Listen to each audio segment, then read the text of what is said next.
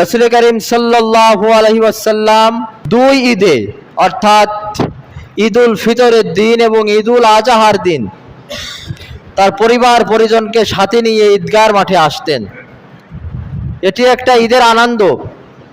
নিজের ছেলেকে সাথে নিয়ে, নিজের ভাই, চাচাতো ভাই, নিজের বাড়ির সকলে একসাথে পায়ে হেঁটে ঈদগাহর মাঠে আসা, এটি একটি ঈদের আনন্দ।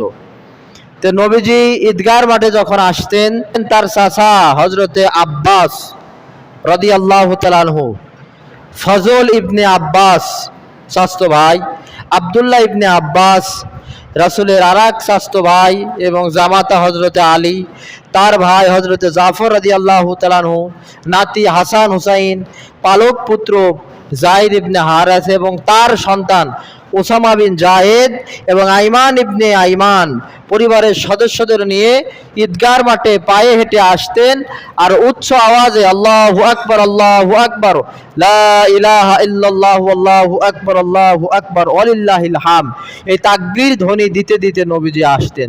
তা আমরা বোবা হয়ে যাই ঈদের দিন, তাকবীর ধ্বনি বলতে বলতে আসতে পারি না।